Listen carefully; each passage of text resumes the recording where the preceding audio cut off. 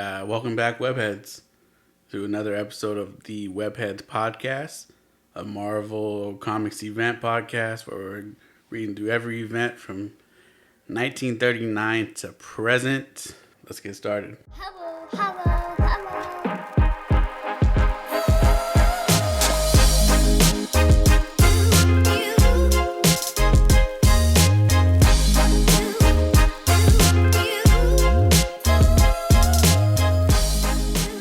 What's up? Nothing much. Just knocking out podcasts left and right, buddy. We we are back at the studio again.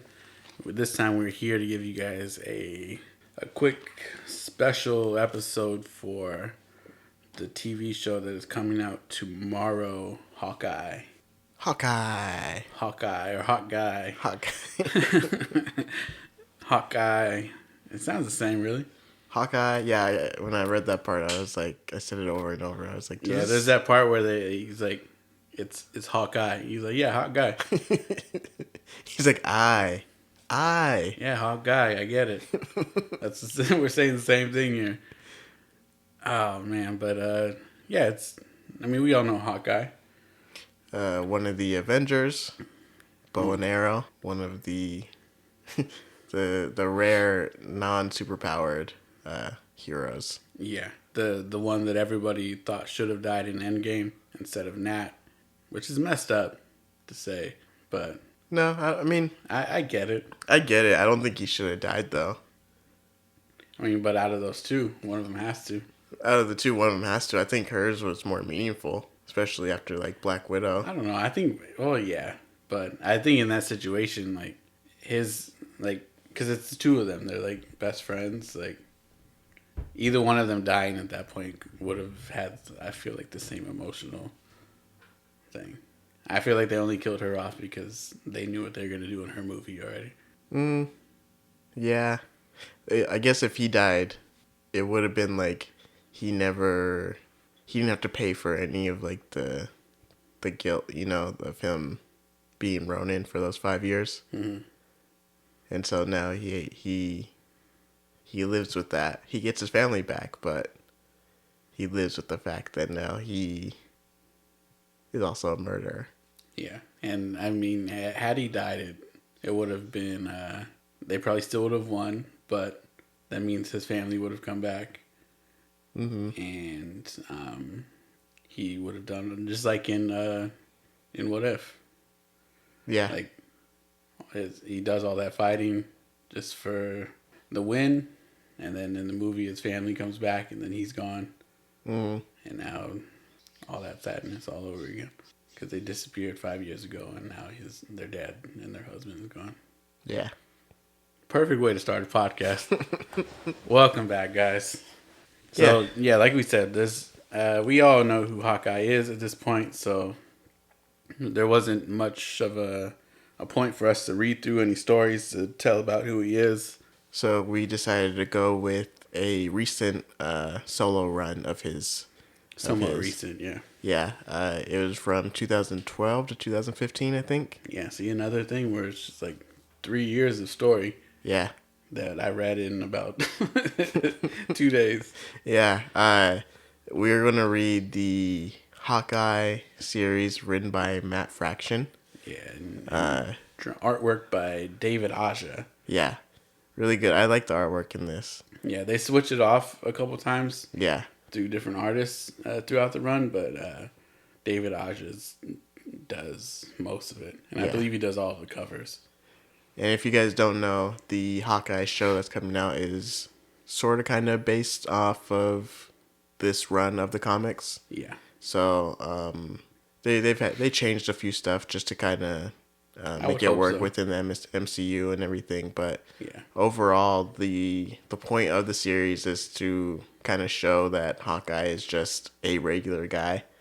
He's part of the Avengers, and throughout the comic run, he's constantly just being like, he's getting hurt, or like he always has bandages and like is trying to heal because he's not a superhero. He doesn't have superpowers. No. He's literally just running around trying to do good, but also still having to deal with just everyday things and people thinking he has to have all these sort of qualities and hero qualities. Yeah, and it's like it's I think I don't know if anybody else does this, but I do it. Like I sometimes forget that the Avengers are not just like a group of well-off people and that they're getting paid millions of dollars to protect all of us. Like just like in Falcon and Winter Soldier, how Sam was trying to apply for a loan and couldn't get it. In the comic that we're talking about, like Clint just lives in like a beat down apartment. He has money, Yeah, but is not like well off life wise. yeah.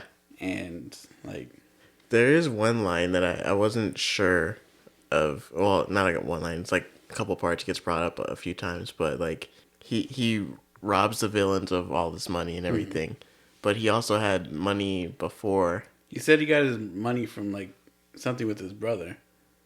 Okay, so it's probably like some scheme they ran or something like that. Okay. His brother shows up in the comic. His brother's not well off either. No, he's Like, his brother's letting people punch him in the face for $5. Yeah, But yeah, the story is just Hawkeye being Hawkeye. Like, just a normal person. yeah. Yeah. We also get Kate Bishop, who's also going to be in the show. Yeah. She is Hawkeye as well. Yeah. Sort of like a protege, but also kind of, if you've been watching like a lot of like the Marvel shows and everything, you've kind of noticed a pattern of them introducing younger kind of heroes into the fold, with the end game being hopefully the Young Avengers are going to be getting their own show or movie or something at some point. And then there's a Hawkeye. I guess the new Hawkeye is played by Haley. Isn't it Haley Steinfeld? Yeah. Yeah. And then there's going to be another character in the show, Echo. And her character's name is Maya Lopez, I believe it is. I believe so. Yeah. And in the comics, at one point, she actually is Ronin as well. Yeah. So if we are forming this Young Avengers type team, maybe she gets pulled into that as well. And correct me if I'm wrong, she is deaf? She's deaf, yeah. But she has she's almost like Taskmaster, where she can perfectly imitate anything that she sees. So in the when she first comes around in the comics, she is deaf. She was born deaf, but she learns to play the piano perfectly because she at the school that she was at for kids. She was at a school for kids with learning disabilities. They brought in a piano player, and she was able to put her hand on the piano and feel the vibrations of it, which made her love the piano in the first place. And then as she was watching him play the piano, when he was done, he got up, she sat down and then played everything exactly like he played it. So she's perfect at the piano. She does dance and everything as well. But she can, like Taskmaster, she can also do the same things with fighting and all that as well. Is she, is that considered like a superpower? Do you know? Is she like a mutant, or just I don't believe so. I haven't, anything of the stuff that I've read, I haven't seen anything about her being a mutant or anything, or inhuman of any kind. She is just a Native American child whose father, she was born deaf. Her father used to work for Wilson Fisk, who had him killed when she was younger. And after Fisk had him killed, he then took her in as his own child. And trained her as like an assassin. Yeah. Only for her to later find out that Fisk had killed her father, and she turned on him. Yeah. But she's, I'm looking forward to having her in the MCU. Yeah, we got some good, so we got some good characters. We got a lot of... Hawkeye, Kate Bishop, Echo, everyone's favorite, Yelena from Black Widow is going to be in it. Florence Pugh. Oh yeah. So she's going to be back. Who else do we got? I think that's kind of what I see. Yeah. Hopefully we get some other characters that come in too. From the comic book series, I'm hoping. Oh, Lucky the Pizza Dog is in it as well. That's who I'm looking forward to the most. And I'm hoping that my guy Grills. Oh yeah. The comic shows up. That'll be a good one. Yeah. I'm interested we'll just kind of give you a quick rundown. So the comic is him being a normal person. Yeah. He lives on his own. He's not married. Doesn't have any kids. He has an ex-wife. He has a quote kind of, he calls it a friend girl. Yeah. Which is Spider-Woman. Jessica Drew. His work wife is Natasha, his Black Widow. And then his ex-wife is Bobby, which is also her, a.k.a. Mockingbird, which is like kind of assassin shield type. Yeah. And he also, I can't remember if it was mentioned because I don't remember the last couple issues of the run, but does Kate kind of have a thing for him?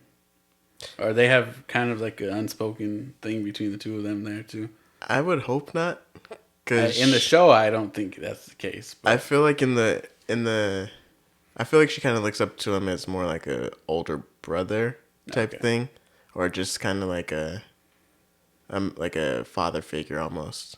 You know, like she kind of just sees him like, you know, broken down, and everyone's kind of giving up on him, and so she's kind of like, I feel bad, and he does teach me a lot, so I'm gonna stick with him. There are some things where I can see where you can kind of take that out, but I took it more as like a big brother sort of situation. Yeah, because that whole run, those, at least in the beginning part, the first half maybe, there was a lot of like what's going on here.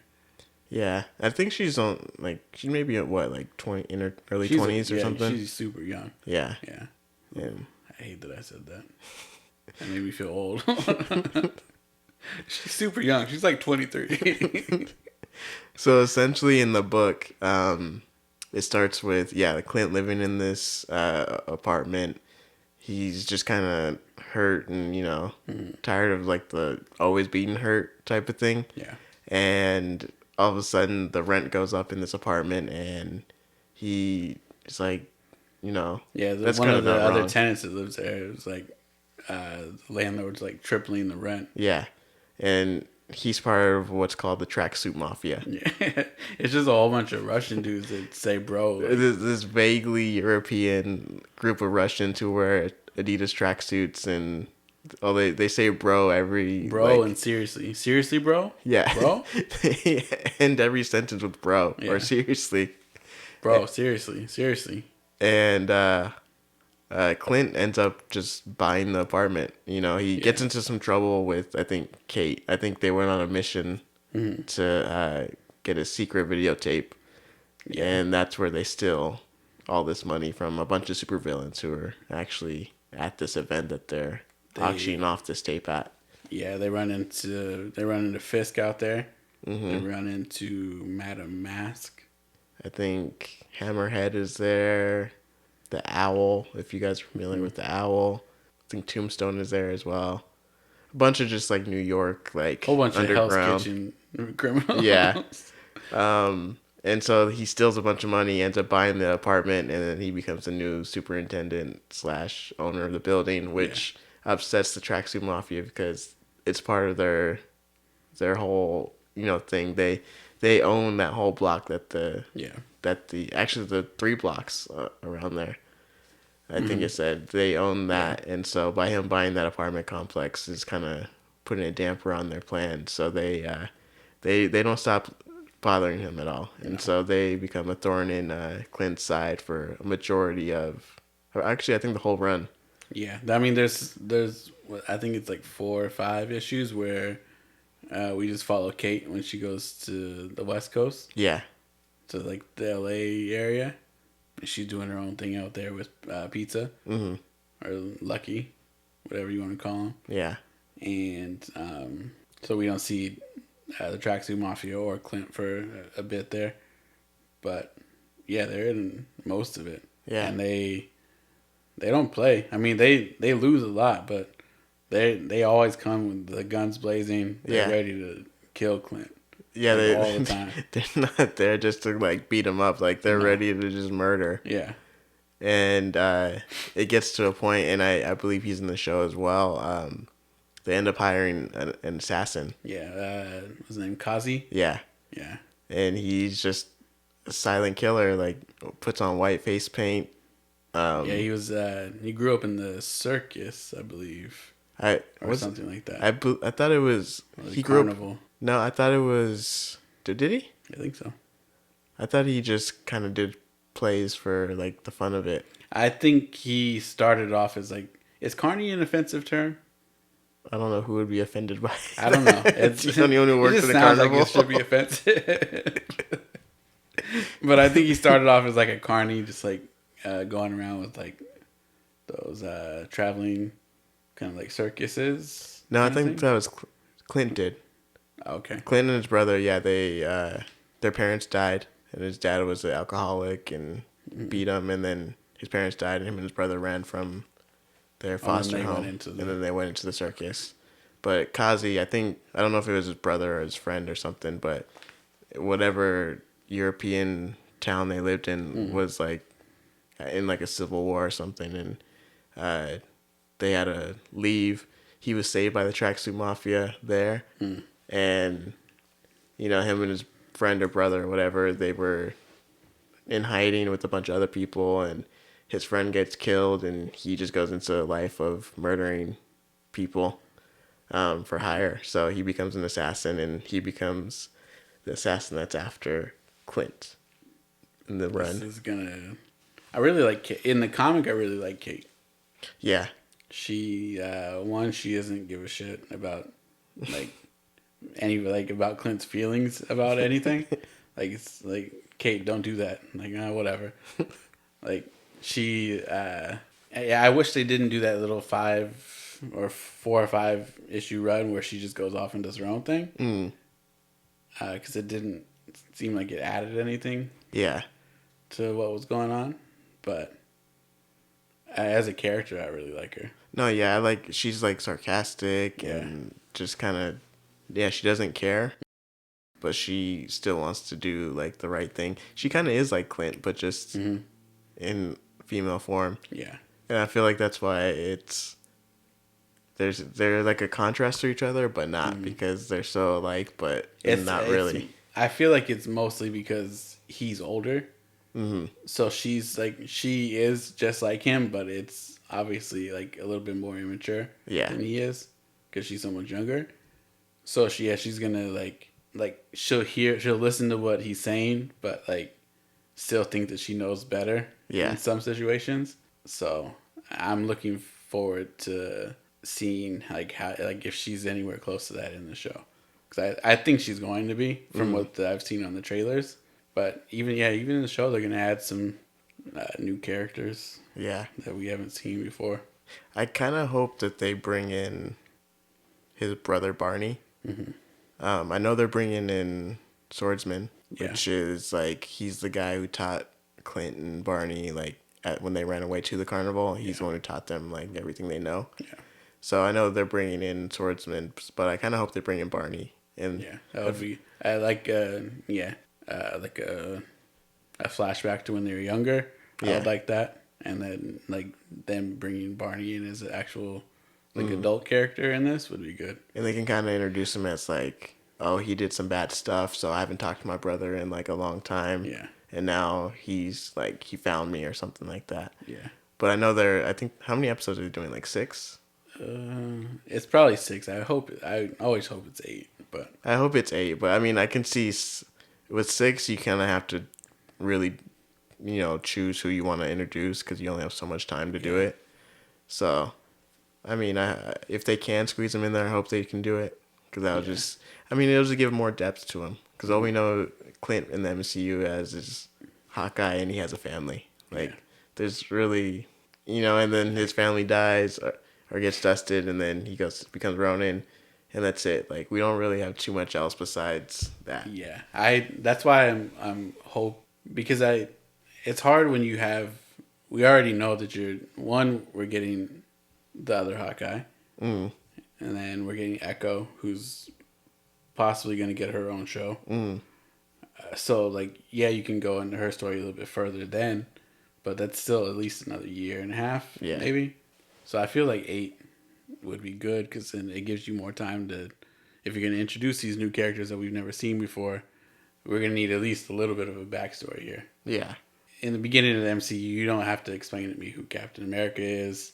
Just like when they brought in Spider-Man, you don't have to give me his whole origin story again. We get it. But like with these new characters, like I would like a good, at least if I'm not going to get the whole episode of like who she is, like I need at least like 15, 20 minutes of like some kind of a story. Like you can't just throw Echo in there and then not tell me what she's about. We're getting 6 episodes, and the premiere is going to be 2 episodes. Great. So it's only 5 weeks of show. We're gonna get the last episode on December 22nd, and it starts on November 24th. Yeah. Tomorrow. Yeah. So yeah, I mean, yeah, like I said, I would like more. Yeah. But I'm glad hopefully this doesn't mean that we're not getting Jeremy Renner as Hawkeye. Kick him out. We don't need him anymore. I would still like to see some of the original 6, because I feel like Thor's not going to come back to Earth. I feel like he's just going to be more of a cosmic character now. And then we have Bruce. Tony's dead. Steve's MIA. Natasha's dead. So for the original 6 to kind of just be gone. I mean, I don't know if he'll retire. I mean, you could have him retire and then come back, at some point. But like, he said he's going to retire.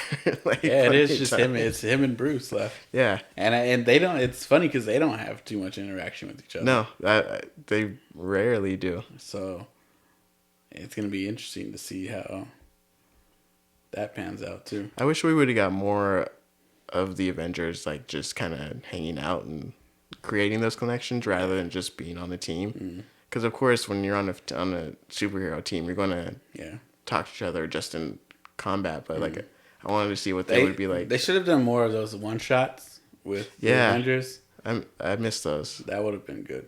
Because then we could have at least because we know that they're like, obviously they have like their own side missions, like we saw with like Black Widow and stuff like that, and then like Iron Man and all of his individual movies, Captain America. Yeah, we don't ever see any of them like no team meetings or anything like that. Or like in the comics, you guys all live in a fucking mansion together. Yeah. We don't. We know that you guys are a team. We know what's kind of kept you guys together all these years, but like honestly, we don't see any in between. I kind of wish they didn't give him a family. Clint? Yeah. Yeah, it didn't add anything. It really didn't. It only helped was at the beginning of Endgame when his family just disappears. But I mean, I doubt they set up a family in all those years before just to do that one scene. And it gave them a safe house at one point, but other than that, like you could have just given them a house. Yeah. It didn't add anything to the story. It didn't make me like him anymore. No, it didn't. I mean, I still like him, but yeah, that element didn't need to be introduced. You could have easily just had a farmhouse that he grew up on, or they could have introduced that, like, oh, this is my safe house that I bought. I grew, like, this is where I was raised, and this or that, and then that kind of can give us a little bit more backstory. And then from there, like, so Fury still could have showed up, Hill could have showed up, and even if they had that, like, for the show, like, we could have had, like, he's like living at the house, and then all of a sudden Barney shows up because that's the old family house. Yeah, like, anything could have worked. Shout out Jeremy Renner, man. I wish your social media network that you created would have lasted longer. Side note, I don't know. I feel like it's attributed to this, but when that was out, the 2 people I watched on YouTube, they did like a joint video, and they were just making fun of it and trying to like get him to talk to them on it. And then within a week, he shut down his thing.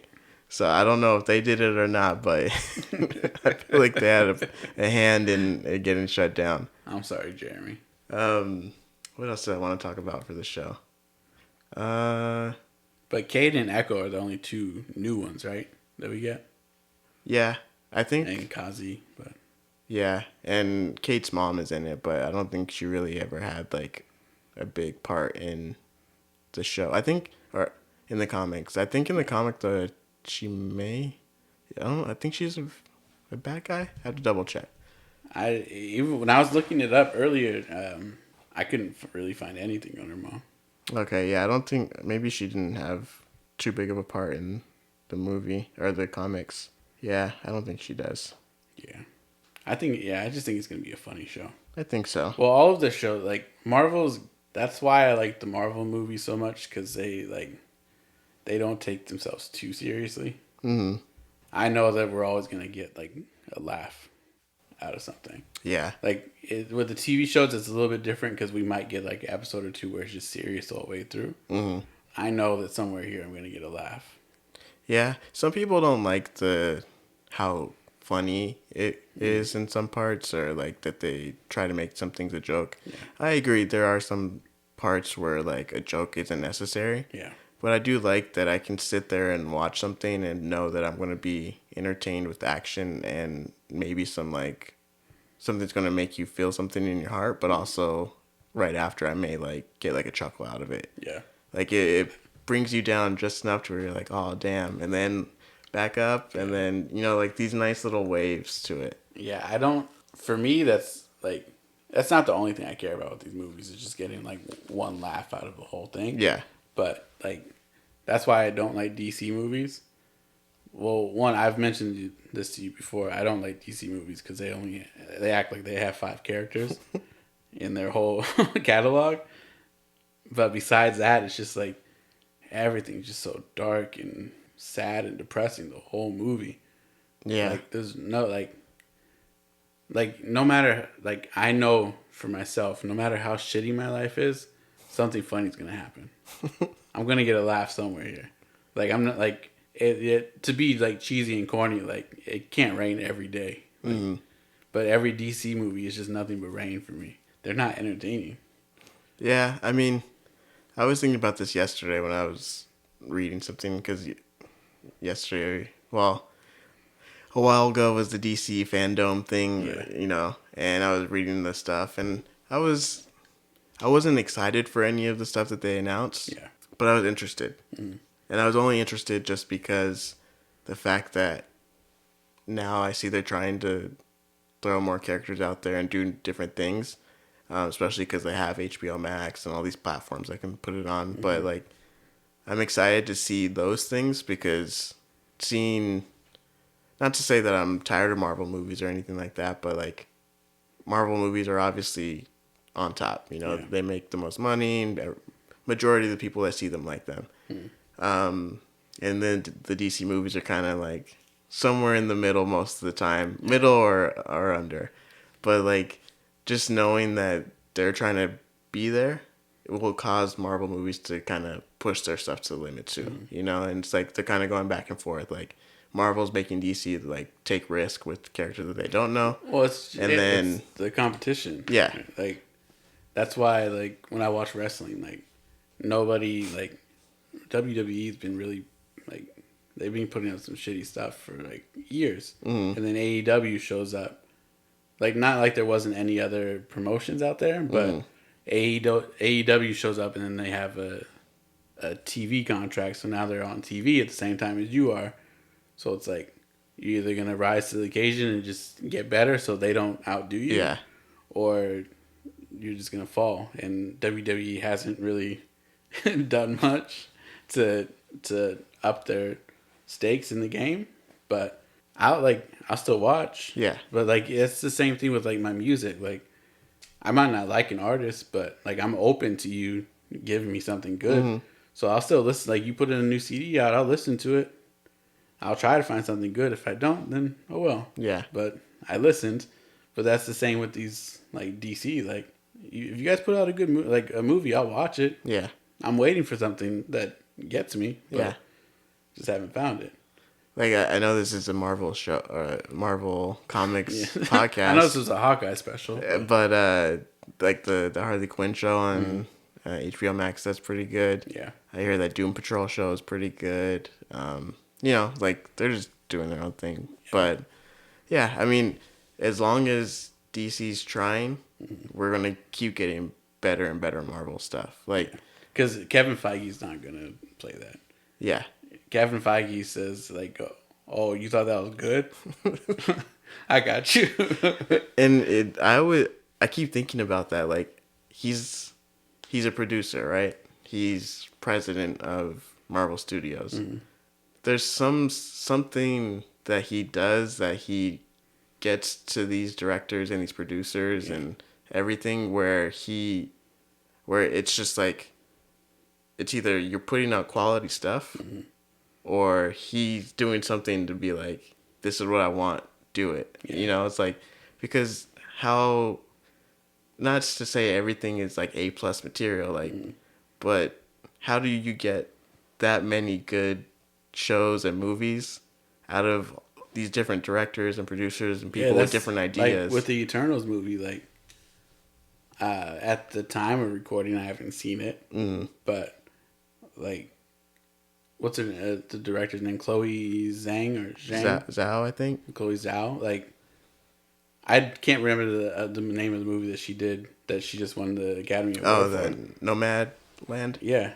Like, and I'm not saying that she didn't grow up reading comic books, but to bring her in on like a really large Marvel movie, and to have that story, to have her write the story and then still have it fit in with everything that you're doing. Yeah. Like, I don't know what Kevin Feige has running through his brain, but that guy's a genius. Yeah. And I don't know if it's just him or, like, I think her name is Victoria Alonso. And who's that? Esposito, something like that. I don't know if they have, like, if they all sit down and be like, here's what we want you to make. But yeah, like, there's just something crazy about, like, how you can have all these movies just come out and have these directors just have, different visions, but yeah, still just great movies. And they still all piece together. That's the crazy part. It's like, one, we've never seen a franchise make this many movies that all are part of a story. Granted, there's been different stories in between, but like, we've never seen anybody piece together, was it 20 plus movies now? Yeah. As all part of one thing. Like, that's crazy. And then have the shows in there too. Yeah. So, I mean, you count all of that we're probably coming up on like 30 different pieces of like material. And the crazy part about all these shows, which is what we started the podcast with, is that like the shows are all happening, for the most part, they're all happening within like 2 weeks of everybody being snapped back. Mm-hmm. So like, even Spider-Man Far From Home and Spider-Man No Way Home are only a couple weeks apart from each other. Yeah. That's nuts. Yeah. Endgame was 2 years ago. And now, I mean, granted, last year we didn't get anything, but we've had WandaVision, Falcon and Winter Soldier, Loki, What If, Hawkeye, Spider-Man No Way From Home, Shang-Chi, and the Eternals. That's all happening within 2 weeks. I think it's like 2 or 3 weeks from the second snap. Yeah. That's nuts. That's more than that. Was it Nick Fury's week of? Is that really within 2 weeks? Because everyone's life is kind of like. I think some of them are like flashing. They might flash back before it. Because like Shang-Chi, like he already has like a job and like. Shang-Chi, I might be wrong about. Okay, so I know Spider-Man does take place like. But both of those Spider-Man movies are. No Way Home is. I mean, I'm not trying to like disagree with you or like prove you wrong, but it just seems like everyone's life is already kind of like back to where they want to be or like where they need to be. Yeah. Well, Spider-Man: Far From Home, he's dealing with the aftermath of it, and then Spider-Man. I don't think No Way Home is like the whole movie is all within that couple of weeks, but it's picking up right where the last one started, right? I would think so. I mean, because we're probably within like, or at least a couple days after. My assumption is that it's going to be within like a couple of weeks, because everybody's still at least from the trailers, everyone's still kind of like, oh my god, Peter Parker Spider-Man, Peter Parker Spider-Man this, and like, so I'm assuming we're dealing with a couple weeks like or probably a month or so after. I would say like everybody gets brought back. Hawkeye, I would assume is maybe, because it takes place around Christmas time. I don't know when the snap would have happened. Yeah, I don't think they really tell us that. But Wanda Wanda was 2 weeks. It was 2 weeks? Yeah. Did it say that in the show? I think so. Okay. And then Falcon and Winter Soldier, that one kind of makes sense. I would say like a month. Maybe a couple months for that one. It started off like in the first couple of weeks. Okay. I'm not saying everything is, the whole show is falling within those 2 weeks, but. Because, it just seems like they already have like that council ready to like move people and like this and that. And then, what else? I don't know. But, yeah, I mean, it's like a big puzzle piece. And it's a puzzle and you don't even know what the whole picture looks like. Yeah, it literally is putting together a puzzle. And kind of doing it in the dark. Yeah. Because props to them if they're like, we want your movie to take place within this time frame. Mm-hmm. Or if they're just like, here's your window. It can take place 2 weeks, a month, whatever you want to do. But, we want to have it do this or introduce these characters or something. It's nuts. It's going to... Yeah, I think the Hawkeye show's going to be fun, though. Yeah. I'm not saying I hate Jeremy Renner at all. Without the old team, the original Avengers, like, where does he fall into place with any of it? Besides just kind of just stepping back and then being like a mentor to Kate, like, where else does he fit? He could retire, finally be with his family. I think that's what's gonna happen. Kate takes over, and then all we have left is Bruce at that point. Yeah, and it leaves it open for him to come back at another point if he wants to, or need be. I think she'll get a second season. Kate? Yeah. I can see that. She probably gets a second season that either leads into Young Avengers or after Young Avengers if they do need to. And then... But we're getting a lot of good stuff coming up. Yeah, a lot of and the crazy thing is like, we know the Young Avengers are coming. That's the obvious thing. Mm-hmm. What's going to be fun is like the things that we don't know. Yeah. Because they have the Fantastic Four coming out. Did they set a date for that? I don't think so. Well, they're in the process of maybe writing it or something. Ant-Man coming with Kang. Yeah, so that's going to be crazy. Doctor Strange and the Multiverse of Madness is going to be coming. Oof. So that's going to be... No Way Home is going to be crazy enough. Yeah. If with all the rumors that are going around. I still want to see which Doctor Strange that is. Because that's not regular Doctor Strange. Yeah, there's something up with them. No, he's never that happy to just like, I won't do it. There's something off with him. See, but then it makes me wonder, like, why doesn't Wong notice that that's not the right one if it is someone different, And I haven't even checked to see what the lineup is for what's coming out next year. Because I don't think they've like finalized everything. Well, I know we're getting She-Hulk. Yeah. Oh, that's going to be We're getting Moon Knight as well. I think that's maybe later in the year. I think July or something. She-Hulk's going to be fun. Yeah, I really want to see what that one's going to be about. I'm hoping we get Howard the Duck in there some more. I'm hoping Hellcat. I'm hoping we get some the return of Matt Murdock somewhere down the line. I think we get Fisk in Hawkeye. I hope so. There's a rumor going around that I think we do. I would if that happens, mm-hmm. then I think that'll be more of a shocker than, at least for me, that'd be more of a shocker than like the Peter showing up in No Way Home.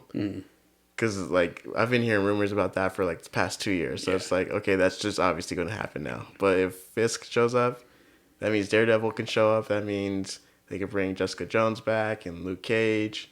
Leave Iron Fist out at the door. Yeah, we can recast that one. We don't have to bring him back. But, like, even if, like, another Shang-Chi sequel can introduce Iron Fist. And so, like, we can have that, like, a team up with those two if they wanted to, or, you know, like, so many open doors now. And that's that tease at the end of Shang-Chi, where they don't know where the rings came from. And when he used them, it, like, was like a beacon for something. Like, what does that even mean? There's too many open doors here. You got multiverse stuff. You got cosmic beings. We don't even know what's happening with the Guardians and Thor.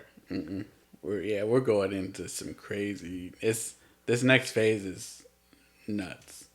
And then, like, really nuts. Freaking, I haven't seen the movie, but I've seen the post-credit scene for Let There Be Carnage. Oh yeah, I just went to the movies to watch it the other day because I was getting my truck service and it was gonna be a couple hours, so I went and I watched it. The movie sucked, but the movie was horrible. But that end credit scene, yeah, like, what does that mean? Man, I even still thinking about that end credit scene now. It's just like the excitement is bubbling up inside of me because I don't know what the hell that. Obviously, we're getting some multiverse stuff, but where does it connect? Yeah, is Venom gonna be in this movie, the Spider-Man movie, or like a post-credit scene is gonna maybe. I don't know the way that end credit scene came up. You know, they can't throw him in the end credits of No Way Home. What if they do? What if it's like? So my prediction for No Way Home is that you know, the Peters are going to come from the other movies, this and that. They take care of the villains, whatever. So whatever is happening in the main Marvel universe, MCU universe. Yeah. Maybe they're able to find a place where there's no Peter, or that Peter is dead.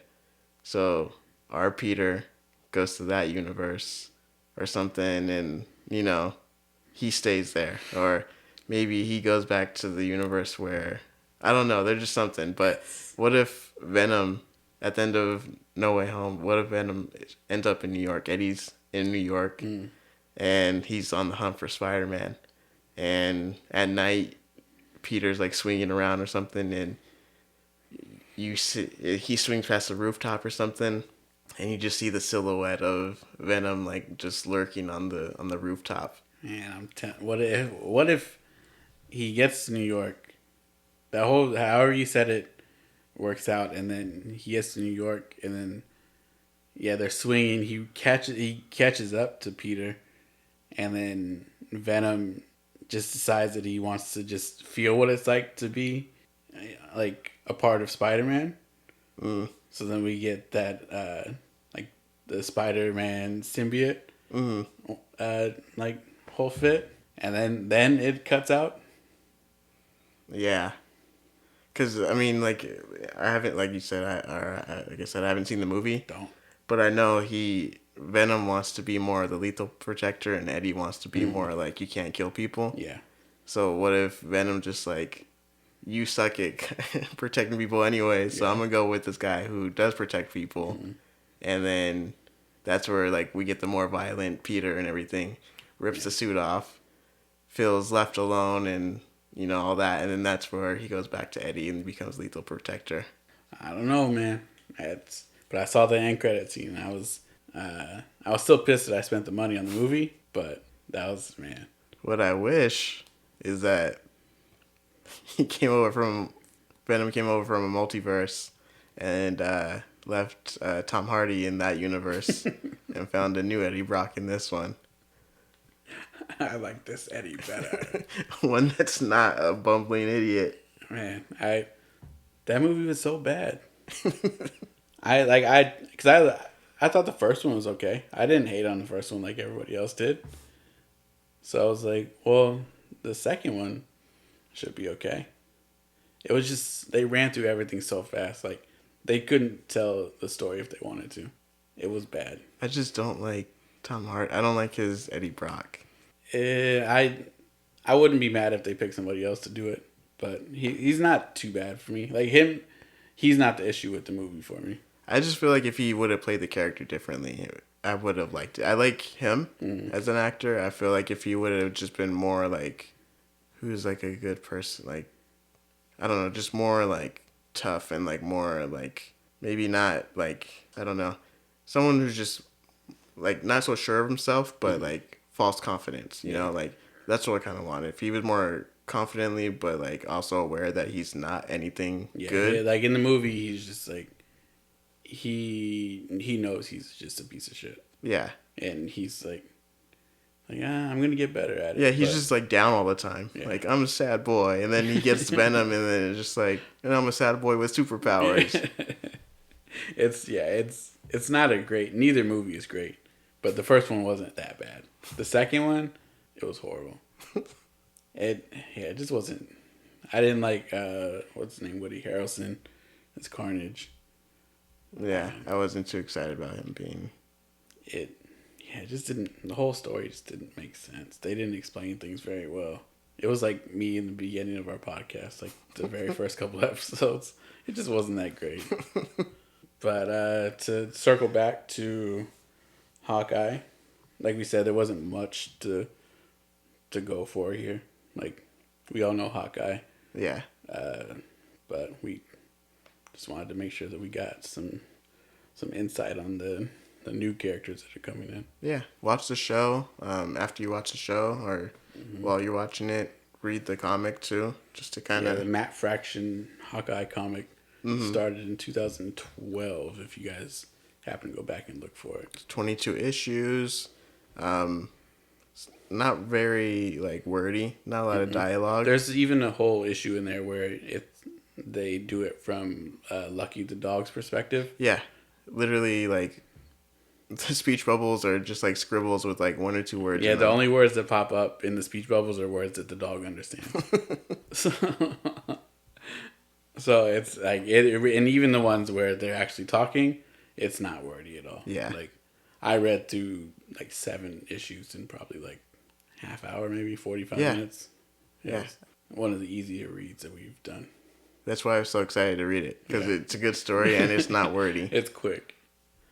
But that's all we got on this one this week. Our last special for a couple weeks at least, until we get to No Way Home.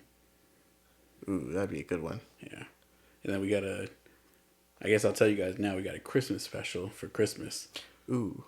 Ring ding ding ling ding ding ling right. ling dong. That was it for this week. Thanks for listening again. I know we didn't have anything super helpful for anybody, but yeah, I just wanted to talk about it because for Hawkeye, that's one of my favorite runs. Yeah. Thanks for listening. We will talk to you guys next week. All right, guys. Bye. Peace out.